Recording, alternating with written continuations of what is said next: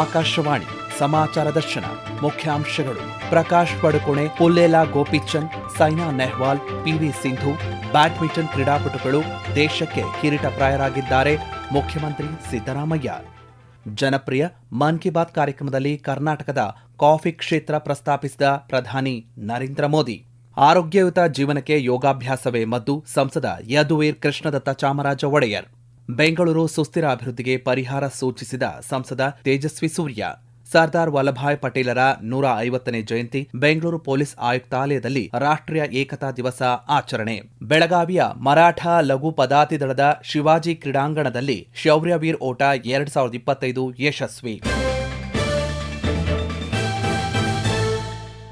ಮಂಗಳೂರಿನ ನ್ಯೂ ಉರ್ವಾ ಒಳಾಂಗಣ ಕ್ರೀಡಾಂಗಣದಲ್ಲಿ ಆಯೋಜಿಸಲಾಗಿದ್ದಂತಹ ಚೀಫ್ ಮಿನಿಸ್ಟರ್ಸ್ ಮಂಗಳೂರು ಇಂಡಿಯಾ ಅಂತಾರಾಷ್ಟ್ರೀಯ ಪಂದ್ಯ 2025 ಬ್ಯಾಡ್ಮಿಂಟನ್ ಪಂದ್ಯಾವಳಿಯನ್ನ ಮುಖ್ಯಮಂತ್ರಿ ಸಿದ್ದರಾಮಯ್ಯ ಉದ್ಘಾಟಿಸಿದರು. ನಂತರ ಮಾತನಾಡಿದ ಅವರು, ಜನಸಂಖ್ಯೆಯಲ್ಲಿ ದೇಶ ನಂಬರ್ 1, ಒಲಿಂಪಿಕ್ ಪದಕದಲ್ಲೂ ನಂಬರ್ 1 ಆಗಬೇಕು ಎಂದು ಕರೆ ನೀಡಿದರು. ವಿಶ್ವದ ಅತ್ಯಂತ ಜನಪ್ರಿಯ ಆಟಗಳಲ್ಲಿ ಬ್ಯಾಡ್ಮಿಂಟನ್ ಕೂಡ ಒಂದು. ಪ್ರಕಾಶ್ ಪಡುಕೋಣೆ, ಪುಲ್ಲೇಲ ಗೋಪಿಚಂದ್, ಸೈನಾ ನೆಹ್ವಾಲ್, ಪಿವಿ ಸಿಂಧು ಭಾರತೀಯ ಬ್ಯಾಡ್ಮಿಂಟನ್ಗೆ ಅಡಿಪಾಯ ಹಾಕಿ ದೇಶಕ್ಕೆ ಕೀರ್ತಿ ತಂದಿದ್ದಾರೆ ಎಂದರು. ಬ್ಯಾಡ್ಮಿಂಟನ್ ಜಗತ್ತಿನ ಅತ್ಯಂತ ಆಟಗಳಲ್ಲಿ, ಜನಪ್ರಿಯ ಆಟಗಳಲ್ಲಿ ಇದು ಒಂದು ಆಟ.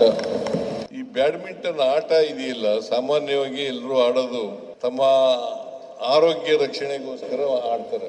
ಬಟ್ ಇತ್ತೀಚಿನ ವರ್ಷಗಳಲ್ಲಿ ನಮ್ಮಲ್ಲಿ ಪ್ರಕಾಶ್ ಪಡುಕೋಣೆ, ಆಮೇಲೆ ಪುಲ್ಲೇಲ ಗೋಪಿಚಂದ್ ಆಂಧ್ರದವರು ಅವರಿದ್ರು.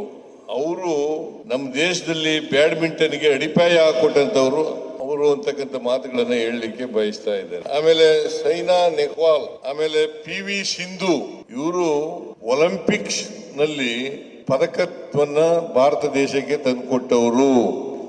ಅವರು ಈವರೆಗೂ ಕೂಡ ನನ್ನ ಪರವಾಗಿ, ನಿಮ್ಮೆಲ್ಲರ ಪರವಾಗಿ, ರಾಜ್ಯದ ಜನತೆಯ ಪರವಾಗಿ ಧನ್ಯವಾದಗಳನ್ನ ಹೇಳಲಿಕ್ಕೆ ಬಯಸ್ತಾ ಇದ್ದೇನೆ. ಬಹುಶಃ ಮೊದಲನೇ ಬಾರಿ ಅಂತಾರಾಷ್ಟ್ರೀಯ ಪಂದ್ಯ ಬ್ಯಾಡ್ಮಿಂಟನ್ ನಲ್ಲಿ ನಡೀತಾ ಇರ್ತಕ್ಕಂಥದ್ದು, ಅದರಲ್ಲೂ ದಕ್ಷಿಣ ಕನ್ನಡ ಜಿಲ್ಲೆನಲ್ಲಿ ಮಂಗಳೂರಿನಲ್ಲಿ ನಡೀತಾ ಇರ್ತಕ್ಕಂಥದ್ದು ಇದೇ ಮೊದಲನೇ ಬಾರಿ ಅಂತ ಹೇಳಿ ನಾನು ಅನ್ಕೊಂಡಿದ್ದೇನೆ.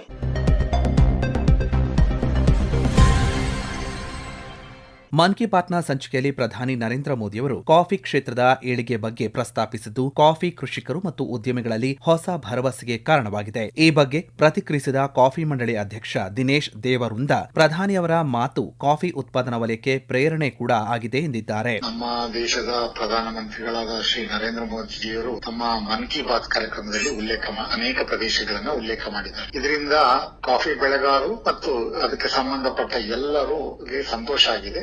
ಮತ್ತೆ ಅದು ಪ್ರೇರಣೆ ಆಗಿದೆ. ಅನೇಕ ಸಂದರ್ಭಗಳಲ್ಲಿ 100 ವಸಂತಗಳನ್ನ ನಾವು ಕಾಫಿ ಸಂಶೋಧನಾ ಕೇಂದ್ರ ಈ ವರ್ಷ ನಡೆಯುತ್ತಿರುವ ಸಂದರ್ಭದಲ್ಲಿ ಈ ಮಾತುಗಳು ನಮ್ಮ 100 ವರ್ಷಕ್ಕೆ ಕಾರ್ಯಯೋಜನೆಗೆ ಸಿದ್ಧತೆಗಳನ್ನು ಮಾಡೋದಕ್ಕೆ ಸಹಕಾರಿಯಾಗಿದೆ. ಕರ್ನಾಟಕ ವಾಣಿಜ್ಯ ಮತ್ತು ಕೈಗಾರಿಕಾ ಮಹಾಸಂಸ್ಥೆಯ ಅಧ್ಯಕ್ಷೆ ಉಮಾರೆಡ್ಡಿ ಪ್ರತಿಕ್ರಿಯೆ ನೀಡಿದ್ದು, ಕಾಫಿ ಉದ್ಯಮದ ಬಗ್ಗೆ ಮೋದಿಯವರ ಹೇಳಿಕೆ ಕಾಫಿ ಉದ್ಯಮಕ್ಕೆ ಪ್ರೋತ್ಸಾಹ ನೀಡಿದಂತಾಗಿದೆ. ಕಾಫಿ ಉದ್ಯಮದ ಸಮಸ್ಯೆ ಪರಿಹಾರದ ನಿಟ್ಟಿನಲ್ಲೂ ಪ್ರಧಾನಿಯವರ ಹೇಳಿಕೆ ಫಲಕಾರಿಯಾಗಿದೆ ಎಂದಿದ್ದಾರೆ. ಕರ್ನಾಟಕನಲ್ಲಿ ಚಿಕ್ಕಮಗಳೂರು ಮತ್ತೆ Kodagu are major manufacturers belt, largest belt in coffee growing. ಕಾಫಿನ from growing to coffee on your ಟೇಬಲ್ಗೆ ಅದನ್ನ ಸಿಸ್ಟಮ್ ಇಂಪ್ರೂವ್ ಮಾಡಿದ್ರೆ then there is a larger export from our country. ಅಂದ್ರೆ it again contributes to Viksit Bharat. Prime minister ಅವರು ಇದು ಮಾತು discuss ಮಾಡಿರೋದು ಮನ್ ಕಿ ಬಾತ್ ನಲ್ಲಿ was a very important move. ಅದಕ್ಕೆ ಬೇಕಾಗಿರೋದು ಸಹಕಾರ ನಮಗೆ ಸ್ಟೇಟ್ ಗವರ್ಮೆಂಟ್ ಇಂದ ಬಂದ್ರೆ ಕರ್ನಾಟಕ ಸ್ಟೇಟ್ ಇಂದ ಕಾಫಿ ಎಕ್ಸ್ಪೋರ್ಟ್ಸ್ ಹೆಚ್ಚು ಆಗುತ್ತೆ. ಮನ್ ಕಿ ಬಾತ್ ನಲ್ಲಿ ಪ್ರಧಾನಿ ನರೇಂದ್ರ ಮೋದಿಯವರು ಕಾಫಿ ಉದ್ಯಮದ ಬಗ್ಗೆ ಮಾತನಾಡಿದ್ದು, ಇದಕ್ಕೆ ಅಂತಾರಾಷ್ಟ್ರೀಯ ಕಾಫಿ ಬೆಳೆಗಾರರ ಸಂಘದ ಸದಸ್ಯ ಎಚ್.ಟಿ. ಮೋಹನ್ ಕುಮಾರ್ ಹಾಸನದಲ್ಲಿ ಪ್ರತಿಕ್ರಿಯಿಸಿ ಹರ್ಷ ವ್ಯಕ್ತಪಡಿಸಿದ್ದಾರೆ. ನಾವು ಭಾರತ ದೇಶದಲ್ಲಿ ಕಾಫಿಯನ್ನು ಸುಮಾರು 3.63 ಲ್ಯಾಕ್ ಟನ್ಸ್ ಅಷ್ಟು ಕಾಫಿಯನ್ನು ಬೆಳೆಸುತ್ತೇವೆ. ಇದರಲ್ಲಿ ಪ್ರಮುಖವಾಗಿ ಕರ್ನಾಟಕದಲ್ಲಿ ನಾವು 70 ಭಾಗ ಅಂದ್ರೆ ಸುಮಾರು 2.5 ಲಕ್ಷ ಟನ್ ಅಷ್ಟು ಕಾಫಿ ಈ ಕರ್ನಾಟಕದಲ್ಲೇ ಉತ್ಪನ್ನ ಆಗುತ್ತೆ. ಅದರಲ್ಲಿ ಮುಖ್ಯವಾಗಿ ನಮ್ಮ ಕರ್ನಾಟಕದಲ್ಲಿ 3 ಜಿಲ್ಲೆಯಲ್ಲಿ ಕಾಫಿಯನ್ನು ಬೆಳೀತಾ ಇದ್ದೇವೆ. ಹಾಸನ, ಚಿಕ್ಕಮಗಳೂರು ಮತ್ತು ಕೊಡಗು ಜಿಲ್ಲೆಯಲ್ಲಿ ಹೆಚ್ಚು ಕಾಫಿ ಪ್ರದೇಶವಿದ್ದು ಒಂದು ಅಲ್ಲಿ ಹೆಚ್ಚಿನ ಕಾಫಿಯನ್ನು ಬೆಳೀತಾ ಇದ್ದೀವಿ. ಅದಾದ ನಂತರ ಚಿಕ್ಕಮಗಳೂರಲ್ಲಿ 2ನೇ ಸ್ಥಾನ ಬರುತ್ತೆ. ಹಾಸನ ಜಿಲ್ಲೆಯಲ್ಲಿ ಸುಮಾರು 40,000 ಹೆಕ್ಟೇರ್ ಅಲ್ಲಿ ಕಾಫಿಯನ್ನ ಬೆಳೀತಾ ಇದ್ದೀವಿ. ನಾವು ಕಾಫಿಯನ್ನು ಹೆಚ್ಚಾಗಿ 99 ಭಾಗ ಸಣ್ಣ ಕಾಫಿ ಬೆಳೆಗಾರರೇ ಇದ್ದೀವಿ. ಅದರಲ್ಲಿ ನಾವು ಸುಮಾರು 80 ಭಾಗದಷ್ಟು ಕಾಫಿಯನ್ನು ರಫ್ತು ಮಾಡ್ತೀವಿ ಬೇರೆ ಬೇರೆ ದೇಶಗಳಿಗೆ, ಹೆಚ್ಚಾಗಿ ಯುರೋಪಿಯನ್ ರಾಷ್ಟ್ರಗಳಿಗೆ ನಮ್ಮ ಭಾರತ ದೇಶದ ಕಾಫಿ ಹೋಗುತ್ತೆ. ನಾವು ಹಿಂದೆ ಅರೇಬಿಕಾ ಅಂತ ಏನು ಕಾಫಿ ಇತ್ತು ಅದನ್ನ ಹೆಚ್ಚು ಬೆಳೀತಾ ಇದ್ವಿ. ಆದ್ರೆ ಇತ್ತೀಚೆಗೆ ಅರೇಬಿಕಾ ಕಡಿಮೆಯಾಗಿ ರೋಬಸ್ಟಾ ಬೆಳೆಯನ್ನು ನಾವು ಹೆಚ್ಚು ಬೆಳೀತಾ ಇದ್ದೀವಿ. ರೋಬಸ್ಟಾ ಕಾಫಿ ನಮಗೆ ಅಂತಾರಾಷ್ಟ್ರೀಯ ಮಟ್ಟದಲ್ಲಿ ಅದಕ್ಕೆ ಪ್ರೀಮಿಯಂ ಬೆಲೆ ಸಿಗ್ತಾ ಇದೆ. ನಮ್ಮ ಭಾರತದ ಕಾಫಿ ಬಾರಿ ಉತ್ಕೃಷ್ಟವಾದ ಕಾಫಿ. ಕಾರಣ ನಾವು ಈ ಒಂದು ಪಶ್ಚಿಮ ಘಟ್ಟದಲ್ಲಿ ಕಾಫಿಯನ್ನು ಬೆಳೀತಾ ಇದೀವಿ. ಪಶ್ಚಿಮ ಘಟ್ಟ ಅಂದ್ರೆ ತಮಗೆಲ್ಲರಿಗೂ ಗೊತ್ತಿದ್ದ ಹಾಗೆ ಅದು ವರ್ಲ್ಡ್ ಅಲ್ಲಿ ನಮ್ದು ರೆಕಗ್ನೈಸ್ಡ್ ಬಯೋಡೈವರ್ಸಿಟಿ ಹಾಟ್ ಸ್ಪಾಟ್. ಹಾಗಾಗಿ ಅಲ್ಲಿ ಬೆಳೆದಂತ ಕಾಫಿಗೆ ಒಂದು ಹೆಚ್ಚಿನ ಬೇಡಿಕೆ ಇದೆ.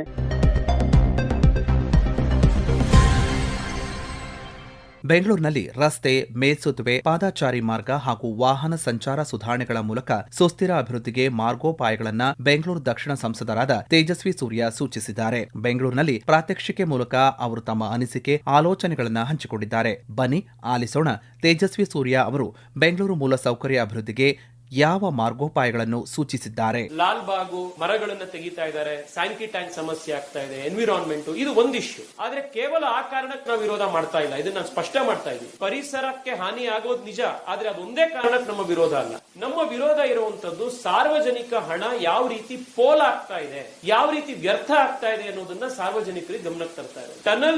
Tunnel road total project cost 43,000 ಕೋಟಿ ರೂಪಾಯಿ, 2 ಫೇಸ್ಗಳು 43,000 ಕೋಟಿ. ಈ 43,000 ಕೋಟಿಲಿ ಸುಮಾರು 20,000 ಕೋಟಿ ಈ 18 ಕಿಲೋಮೀಟರ್ ಫಸ್ಟ್ ಫೇಸ್ ನಲ್ಲಿ ನಾರ್ತ್ ಟು ಸೌತ್ ಮಾಡ್ತಾರೆ. ಇಲ್ಲಿ IISc ಅವರು ಮಾಡಿರುವಂತಹ ಡೇಟಾ ಇಲ್ಲಿ ನಿಮ್ಮ ಹತ್ರ ಇಲ್ಲಿ ಎದುರುಗಡೆ ನಾವು ಪ್ರಸ್ತುತ ಮಾಡಿದೀವಿ. ಇದರಲ್ಲಿ ತಗೊಂಡಿರೋ ಡೇಟಾ ಯಾವುದು ಅಂದ್ರೆ ಟನಲ್ ರೋಡ್ ನ DPR ಏನ್ ಸರ್ಕಾರ ತಯಾರು ಮಾಡಿದೆ ಅದೇ ನಂಬರ್ಸ್ ಅನ್ನ ಬಳಸಿ ಈ ನಂಬರ್ ತೋರಿಸಿ. ನೀವು ಕಾರ್ ನ ಬಳಸಿದ್ರೆ ಗಂಟೆಗೆ 600 ರಿಂದ 1,600 ಜನ ಓಡಾಡ್ತಾರೆ ಕಾರ್ ಉಪಯೋಗಿಸುವಂತ ಟನಲ್. ಅದೇ ನೀವು ಆ ಜಾಗದಲ್ಲಿ ಮೆಟ್ರೋ ಮಾಡಿದ್ರೆ 1 ಗಂಟೆಗೆ 10,000 ರಿಂದ 25,000 ಜನ ಓಡಾಡ್ತಾರೆ. ನಮ್ಮ ಫೋಕಸ್ ಇರಬೇಕಾಗಿರೋದು 25,000 ಜನಕ್ಕೆ ಸೊಲ್ಯೂಷನ್ ಕೊಡೋದು ಅಥವಾ 1,600 ಜನಕ್ಕೆ ಸೊಲ್ಯೂಷನ್ ಕೊಡೋದು. ಟ್ರಾಫಿಕ್ ಸಮಸ್ಯೆ ಬಗೆಹರೋದು ಯಾವಾಗ?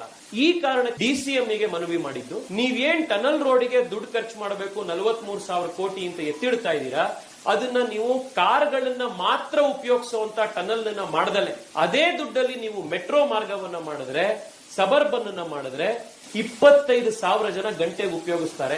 ಇದರಿಂದ ಉಪಯೋಗ ಆಗುತ್ತೆ.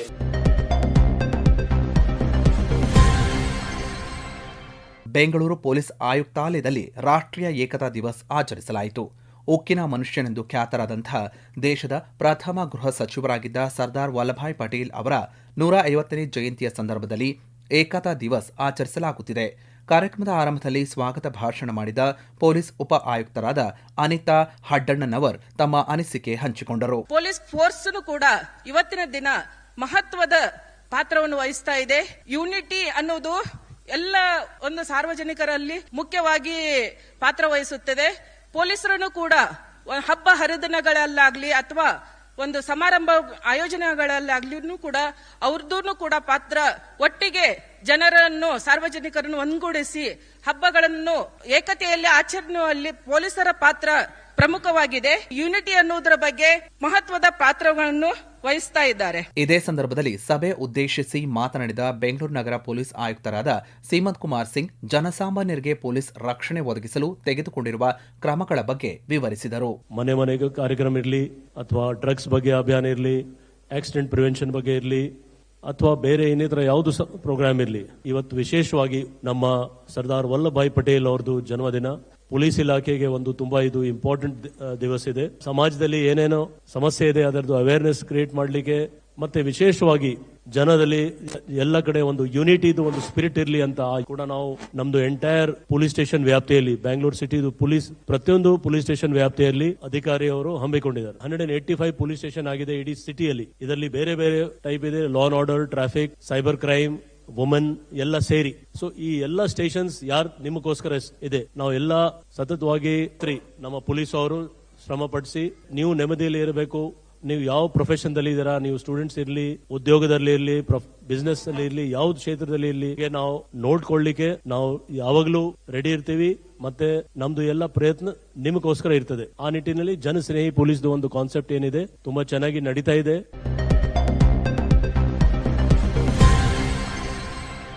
ಭಾರತೀಯ ಸೇನೆಯ 79ನೇ ಪದಾತಿ ದಳದ ನೆನಪಿಗಾಗಿ ಮರಾಠ ಲಘು ಪದಾತಿ ದಳ ಎಂಎಲ್ಐಆರ್ಸಿ ಬೆಳಗಾವಿಯ ಮರಾಠ ಲಘು ಪದಾತಿ ದಳದ ಶಿವಾಜಿ ಕ್ರೀಡಾಂಗಣದಲ್ಲಿ ಶೌರ್ಯವೀರ್ ಓಟ 2025 ಆಯೋಜನೆ ಮಾಡಿತ್ತು. ಎಂಎಲ್ಐಆರ್ಸಿ ಕಮಾಂಡೆಂಟ್ ಬ್ರಿಗೇಡಿಯರ್ ಜಾಯದೀಪ ಮುಖರ್ಜಿ ಓಟಕ್ಕೆ ಚಾಲನೆ ನೀಡಿದರು. 21 ಕಿಲೋಮೀಟರ್ ಆಫ್ ಮ್ಯಾರಥಾನ್, 10 ಕಿಲೋಮೀಟರ್ ಓಟ ಮತ್ತು 5 ಕಿಲೋಮೀಟರ್ ಓಟ ಎಂಬ ವಿವಿಧ ವಯೋಮಾನದ 3 ವಿಭಾಗಗಳ ಓಟವನ್ನು ಆಯೋಜನೆ ಮಾಡಲಾಗಿತ್ತು. ಓಟದಲ್ಲಿ ಮಕ್ಕಳು, ಮಹಿಳೆಯರು, ಹಿರಿಯರು ತುಂಬಾ ಉತ್ಸಾಹದಿಂದ ಭಾಗವಹಿಸಿ ಓಟವನ್ನು ಯಶಸ್ವಿಗೊಳಿಸಿದರು. ಈ ಸಂದರ್ಭದಲ್ಲಿ ಮಾತನಾಡಿದ ಬ್ರಿಗೇಡಿಯರ್ ಜಾಯದೀಪ ಮುಖರ್ಜಿ, ಓಟದಿಂದ ಪದಾತಿಯ ಚೈತನ್ಯ ಸಾಕಾರಗೊಳಿಸಿದೆ. ಧೈರ್ಯ, ಸಹಿಷ್ಣುತೆ ಮತ್ತು ಏಕತೆ ಸಾಧಿಸುವುದು ಓಟದ ಉದ್ದೇಶವಾಗಿದೆ ಎಂದು ತಿಳಿಸಿದರು. जय हिंद। ये शौर्यवीर रन उन वीर के याद में है जिन्होंने अपने देश की सुरक्षा के लिए अपनी जान गंवा दी। इन सभी इन्फेंट्री सोल्जर्स को हम आज प्रणाम करते हैं, उनको याद करते हैं और उन्हीं की याद में शौर्यवीर रन का हमने आयोजन किया है, जो कि 21 किलोमीटर, 10 किलोमीटर और 5 किलोमीटर वर्ग में है। और बड़े मात्रा में यहाँ पे बेलगांव निवासी बच्चे, महिलाएं, बुजुर्ग सब आए हुए हैं और इस रन में भाग लिया है। उनका उत्साह देखते ही बनता था और उनके उत्साह से हमें भी बहुत प्रेरणा मिलती है और हम आने वाले दिनों में ऐसे ही रन का आयोजन करते रहे, यही हमारी चेष्टा रहेगी। तमाम बेलगावी निवासी को बहुत बहुत धन्यवाद। एकजुट मिलकर इंडियन आर्मी के साथ आज यहाँ पर आए हुए हैं। आप सबको इन्फेंट्री डे की ढेर सारी शुभकामनाएं। 21 ಕಿಲೋಮೀಟರ್ ಓಟದಲ್ಲಿ ಭಾಗವಹಿಸಿ ಪ್ರಥಮ ಸ್ಥಾನಕ್ಕೆ ಪಾತ್ರರಾದ ದಂತವೈದ್ಯೆ ಡಾಕ್ಟರ್ ನೇತ್ರಾ ಸುತಾರಾಮ್ ಮಾತನಾಡುತ್ತಾ, ಕಳೆದ 2 ವರ್ಷಗಳಿಂದ ಮ್ಯಾರಥಾನ್ ಓಟದಲ್ಲಿ ಭಾಗವಹಿಸುತ್ತಿದ್ದು ಈ ಬಾರಿಯ ಓಟ ಹೊಸ ಅನುಭವ ನೀಡಿದೆ ಎಂದರು. 2 ವರ್ಷದಿಂದ ನಾನು ಎಲ್ಲ ಮ್ಯಾರಥಾನ್ ರೇಸ್ ಅಲ್ಲಿ ಪಾರ್ಟಿಸಿಪೇಟ್ ಮಾಡ್ತೇನೆ. ಬೆಂಗಳೂರು, ಹುಬ್ಳಿ ಎಲ್ಲ ಕಡೆ ನಾನು ಪಾರ್ಟಿಸಿಪೇಟ್ ಮಾಡ್ತೇನೆ ಹಾಗೂ ನನಗೆ ಪ್ರೈಸು ಕೂಡ ಬಂದಿದೆ. ಶೌರ್ಯವೀರರಲ್ಲಿ ತುಂಬಾ ಒಳ್ಳೆ ಎಕ್ಸ್ಪೀರಿಯನ್ಸ್ ಆಯ್ತು ನನಗೆ. ಸ್ಟಾರ್ಟ್ ಪಾಯಿಂಟ್ ಇಂದ ಎಂಡ್ ಪಾಯಿಂಟ್ ವರೆಗೂ ಏನೂ ತೊಂದರೆ ಆಗಿಲ್ಲ. ಎಲ್ಲ ಕಡೆ ವಾಲಂಟಿಯರ್ಸ್ ಇದ್ರು, ತುಂಬಾ ಒಳ್ಳೆದ ಆರ್ಗನೈಸ್ ಮಾಡಿದ್ರು. ನನಗೆ ಈ ರೇಸ್ ಅಲ್ಲಿ ಪಾರ್ಟಿಸಿಪೇಟ್ ಮಾಡಿ ನನಗೆ ಒಂದು ಒಳ್ಳೆ ಹೆಮ್ಮೆ ಅನಿಸ್ತಾ ಇದೆ.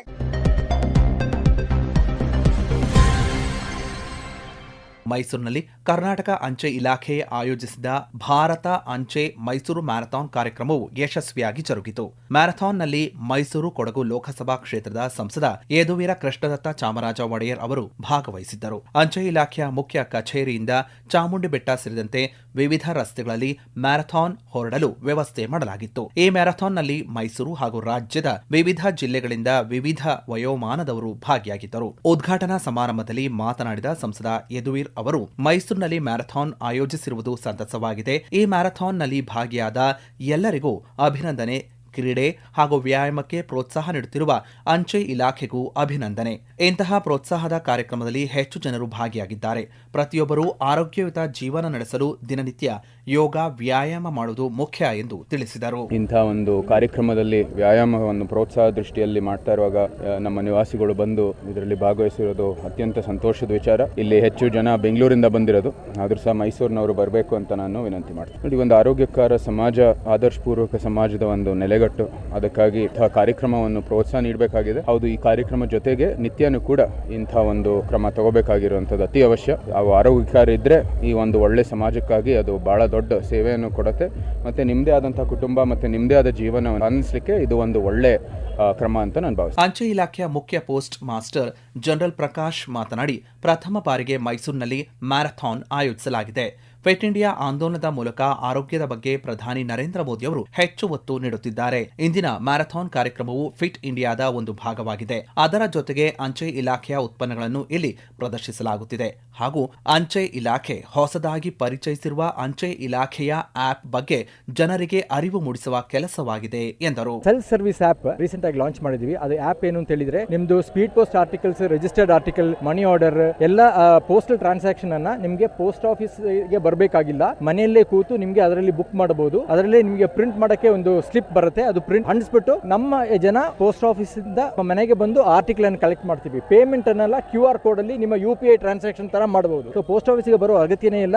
ಎಲ್ಲಾ ಟ್ರಾನ್ಸಾಕ್ಷನ್ ಅನ್ನ ನಿಮಗೆ ನಿಮ್ಮ ಮನೆಯಿಂದಲೇ ಮಾಡಬಹುದು. ಪಿಕಪ್ ಟೈಮಿಂಗ್ಸ್ ಅಂತ ಇದೆ, ಆ ಟೈಮಿಂಗ್ಸ್ ಒಳಗೆ ಆಟೋಮ್ಯಾಟಿಕ್ ನೋಟಿಫೈ ಆಗುತ್ತೆ. ಆ ಟೈಮಿಂಗ್ಸ್ಗೆ ನೀವು ನೋಟಿಫೈ ಮಾಡಿದ ಟೈಮಿಂಗಿಗೆ ನಮ್ಮ ಜನ ಬಂದು ಕಲೆಕ್ಟ್ ಮಾಡ್ತಾರೆ.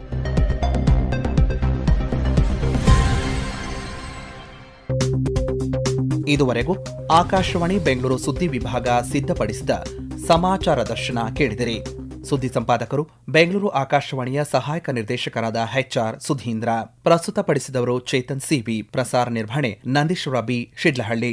ಆಕಾಶವಾಣಿ ಬೆಂಗಳೂರು ಸುದ್ದಿ ವಿಭಾಗ ಸಿದ್ಧಪಡಿಸಿದ ಈ ಕಾರ್ಯಕ್ರಮವು ರಾಜ್ಯದ ಎಲ್ಲ ಬಾನುಲಿ ಕೇಂದ್ರಗಳಲ್ಲಿ ಏಕಕಾಲಕ್ಕೆ ಪ್ರಸಾರವಾಯಿತು. ಮುಂದಿನ ವಾರ ಮತ್ತೆ ಮೂಡಿಬರಲಿದೆ ವಾರದ ವಾರ್ತಾಚಿತ್ರ ಸಮಾಚಾರ ದರ್ಶನ.